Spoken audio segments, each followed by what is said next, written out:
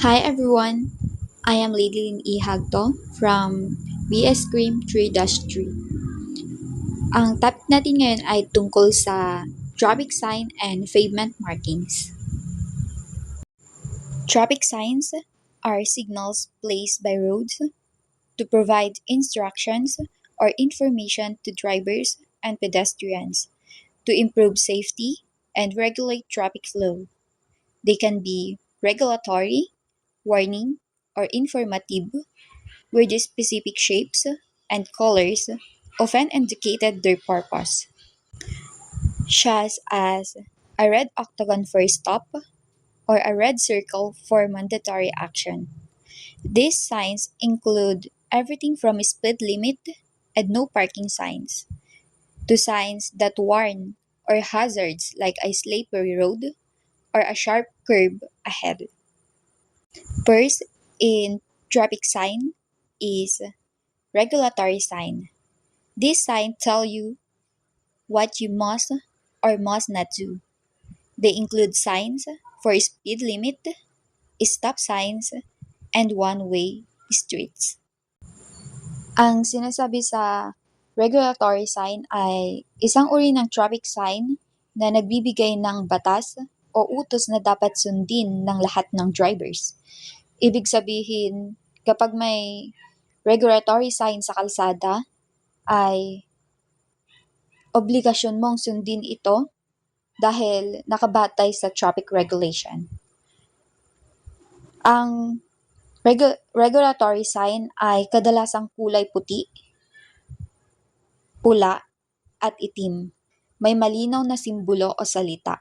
Halimbawa ay ang stop or give way or no entry. Upang panatilihin ang kaayusan at kaligtasan sa daan. Second is warning signs. These alert drivers to potential hazards, obstacles, or conditions that require special attention, such as a slippery road or children crossing sign. Ang sinasabi sa warning sign ay isang uri ng traffic sign na nagbibigay babala o paalala sa mga drivers tungkol sa posibleng panganib o pagbabago sa daan na paparating. Ito ay dapat na bigyang sapat na oras ng mga driver upang mag-ingat sila or magbagal o maghanda sa mga sitwasyong maaaring magdulot ng aksidente. Ang warning sign ay kadalasang hugis triangle na may dilaw na background at itim na simbolo o linya. Ito ay nagpapahiwatig ng babala. Karaniwang makikita ito sa mismong lugar ng panganib. Halimbawa, sa bago ka lumiko, tapos sa tulay, at sa school zone. The last in traffic sign is guide sign, also known as informational sign. Provide drivers with directions, distance, and information about roads, destination, and roadside services. They can help roads users navigate unfamiliar areas by directing them to cities, streets, landmarks, and amenities like gas station and rest stop.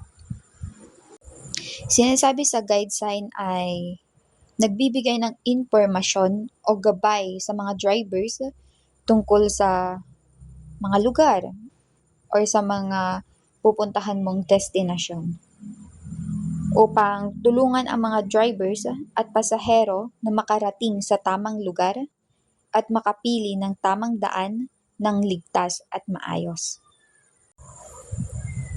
Kadalasan itong kulay green na may puting letra or simbolo. Nagpapakita ng pangalan ng lugar, direction, or kilometer. Punta naman tayo sa pavement markings. Pavement markings, use lines and symbols to regulate traffic flow, indicate lane direction, and warn of hazards. White line separate lanes of traffic going in the same direction, with broken line allowing lane change and solid lines prohibiting them. Yellow lines typically divided traffic moving in opposite directions, where solid yellow lines mean no passing and broken yellow lines permit passing when safe.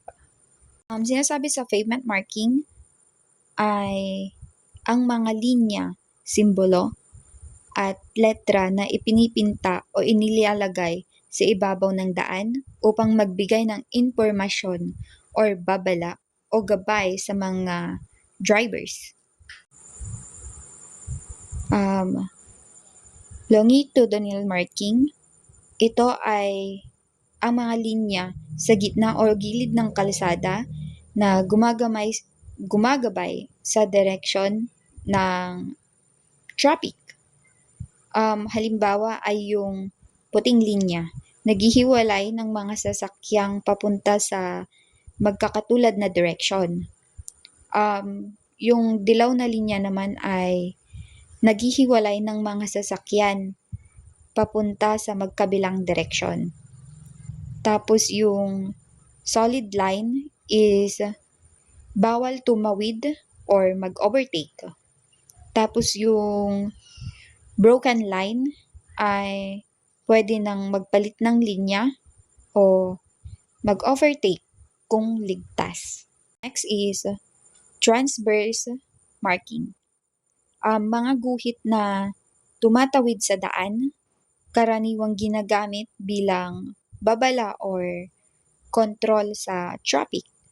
Halimbawa ay ang stop line, guhit kung saan dapat huminto bago ang stop sign or traffic line. Next is